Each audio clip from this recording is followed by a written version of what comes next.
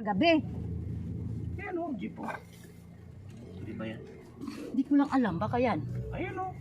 Pag may tagig, eh, yun na yun. Hindi naman siguro pwedeng umuwi siya na ano. Hindi Ayan o, siya Binyan GME o. Baka yan. Hinanap-hanap nila, wala daw nila nakita. Tawagan di daw masagot. Eh, kung Wala naman lang talagang signal. Sabi niya, ay oo nga sis no. Ay nako. Nandyan lang yan sa paligid. Ang problema, di daw nila napakain ang driver. tampunin kayo. Oo, yun nga eh. Ang pinakaano dyan, ang driver. Yun nga ang ano nila. Kasi ito sila Sister Erlinda. Dumiretso parking, hindi man lang nagsabi-sabi. Bagong dating, pasok agad sila. Lasing to o. Ano sabi? Oh, lasing. Oh, lasing talaga. Ay, ang aga-aga pa. Ganyan ang asawa ni Ate Titit. Ang agahan niya kulapo. Hindi kape. Iko, kumpiyansa ka Arbe. Ganyan ra bang di Babae. magtingog-tingog. Buto juga, maiwanan juga. Tawa siya. Pag sobrang bait. Ba't si Kay wala? Andiyan daw sa tabi ko. Ay, oo nga, si Kay. Oo, andito. Anak ko isa. Lagot kayo, iniwan niyo yung mama niyo. Walang nahanap si Ana masakyan. Kasi nagsialisa na. Sabi ko, kami na. Pamili kami, ay naku, isang gabi, isang araw, grabe niligo ay. Pag uwi lagi, nangapakpak na mukha. Pero maganda yun. Ano yun? Yung sasakyan niyo, upo lang kayo? Oo. Dalawang van. Oo. Ay, yung isang van sa kapatid ko. Yung isa naman, upa. 6,000 ang upa. Tapos yung buong resort, ang upa namin 12. Tatlong kwarto. 6,000 bali, overnight yun. Oo. Umaga kami dumating. Tapos after umaga, parang 2 araw yun. Kasi, Oo. ano, gabing pinaliguay na mo adto. Mura yun, mura. Ang pagkakuha namin. Kasi malayo pa, nag-book na. Ngayon ding April, nag-book na, December pa. Mas ma-enjoy ko yung swimming pool kaysa dagat. May swimming pool, tis, may dagat din. Ang dagat Kaya, kasi, di ko sobrang makita enjoy. ang show ko eh. Ang swimming pool, kita ko doon kung sinong lumangoy silalim. Tapos, bali 10 van, yan ang negosyo niya. Yung pa, kung saan-saan ang ano. Yun yan. Lugi pa rin. Dami man siyang van. Baka ano lang, yung kasi kaibigan Baka mo, may pamangkin nililigawan siya doon. ko, na di ko rin alam kasi daghan mo. Kaya mura. Tapos may taga-office pa nilang kasama. Mayroon yun. Di ba, Elder? Baka kasi Ano? isang katid sila eh. Kami, di naman ko nakialam sa ilang katid. Dito lang sa Kaya dala na yun. Kaya 6K lang. Okay. Lugi 6K. Tatlong van, 6K. Tatlong ban? 6K?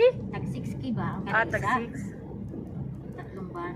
May Yun ang ligaw kay Kiss, yun yung hanapin mo ng ba, di ba mura lang yun. Free lang talaga. Oo. Baka free lang talaga. Yan lang ang mahirap. Hindi ko lang alam. alamin mo na habang maaga pa. Ay, may pasok kasi.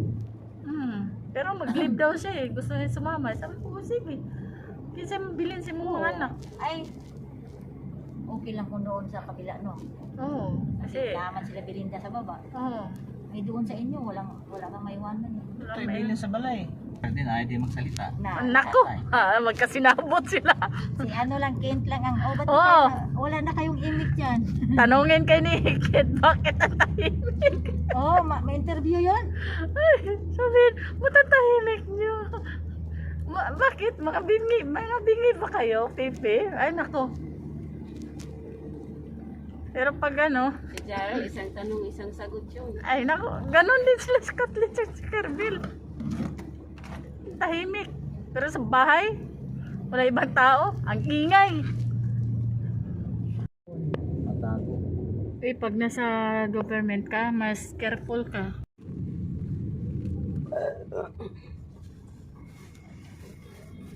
Ganito ang mangyari sa train.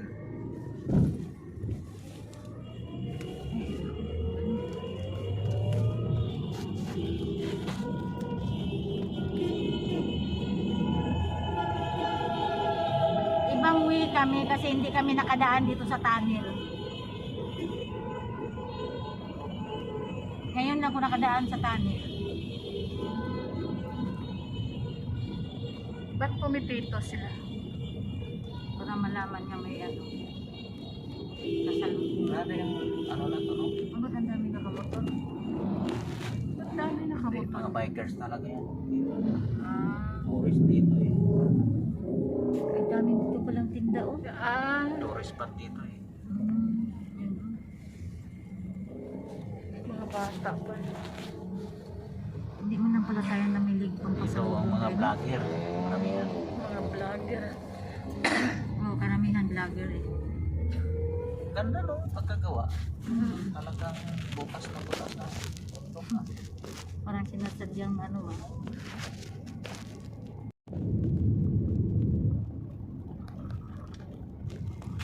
Pero dati nag-land trip kami ni Kalido. Auto din yung sinakyan namin. Tapos galing dito Maynila papuntang Davao del Sur, Tigos. Oh? Di man ako nagsuka. Sa bagay, dalaga pa ako that time. Saka sanay din sa biyahe. Tsaka condition ka pa kasi kasama mo yung boyfriend mo. Eh. Aba syempre. Diba? Tapos nag-stop over kami. Oo. Enjoy kasi yun. Oo. Kasi may Tapos sakay kami ng Roro. Pero ngayon, pasakin mo ko Roro. Bahala kayo, tagal dumating. May magsuta kahit mag-traffic pa na Oo. ilang oras, okay ay, lang. mas gustuhin Oo. pa nga. Para tagal makarating. Oo. Pero kung mga ano na, mapadali na. Ayaw na pumayag pag Maalala mag-land trip. Gabing hintay ni Casey sa mga sutat niya, mga kaklase niya. Sa galit na ni Casey, kaya tagal yung pala, nag-isnak pa sila. Eh, Casey nga naghintay, nagutom na. Pero marunong din, dinalahat din pagkain. Sabi ko, huwag ka na umasa kasi mag-shoota man din siya. Ikaw kasi wala kang shoota. Lugi ka. Sabi ko, mag-shoota ka ng admin. Kasalanan mo yan. Pati di ka nagtrabaho nung unang panahon. Pati pag-alaga ng bata, sa kanya pa. Hindi na naman po, parang wala gulong. Pero minsan talaga, iinit talaga ulo. Hindi talaga mapigilan. Eh, yung ano, parang yung Lunes ata yun o Martes ba yun? Si Kirbil, si Caliedo, sabi niya, walang kanin. Sabi ko wala. Sabi niya, tapon na yan. Sabi niya, tapon na Kaya yan. mga ganyan, gutom na talaga yan sila. Sabi niya, Oo. tapon na yan. Useless na yung rice cooker, wala pa laman. Ngayon, si Kirbil nagpasaway sa akin. Kasi gusto kong maligo. Gusto kong paliguin siya. Ayaw niya maligo. Kasi cellphone ng cellphone. Email ng email. Ang ginawa ko, pumasok na siya sa CR, hinampas ko ng anong pang-arnis na Sabi ka steak. naman, kasakit nun. Gisagang niya yung Atlas. yung tabo. Di basag. Yung babae, kasi doon sa bahay. Gumagawa, di niya alam. Akala niya naglaag-laag. Nagpatulong siya ni Casey. Gumagawa sila. Dalaga na yun si Arwin Tapos si Lorna, naghanap-hanap nga, nagkabuang-buang kung hanap ng asa na. Kasi dalaga na eh. Dapat mananghid kasi doon. Wala man siya. Paano pag panangkit nga galing man nagtungkit si Lorna? Kasalanan Tapos, din. pasahan na bukas. Hindi.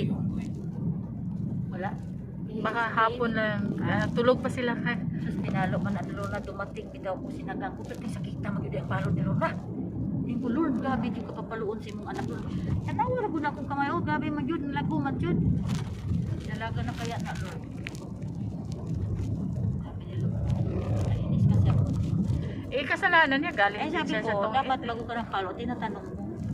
Nag-aral yan sila, nagpaturo yan siya kay Casey. Sabi niya, ganun ba yun? Ikaw nga, Lord, naglaag-laag ka, nagtungit ka, si Arwin nagsaing, naglinis. Kasalanan mo yun. Ayun. Sinabihan ko nga siya, huwag kang ganun kasi dapat ikaw mo gawa doon sa bahay. Ang anak mong gumawa tapos kulatahin mo pa. Siya nag-init tapos umuwi siya, hindi niya dinala si Arwin kasi hindi pa nga tapos lang ni Casey. Ako naman, ang kinainisan Sabi ko niya lang lang talaga. kung kay Kuya Tami at Iminda. Ko bakit? Lagi ako pinapagalitan yan kasi nagtutungit daw. Naghihirap na nga daw sila.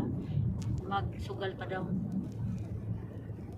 Ang mag-ingay kami sa bahay, yun lang talaga yung kapag kasungugan ni Kirbil sa mga kapatid niya. Yung asawa ko pag magsugal, ano talaga talaga siya, galit lagi siya kasi pag wala na daw isugal, pangbinta na daw kung anong mga meron. Bagay kami, di naman kami. Kasi yung kapatid niya, yung asawa, sa itong wala na siyang pambayad, sumama na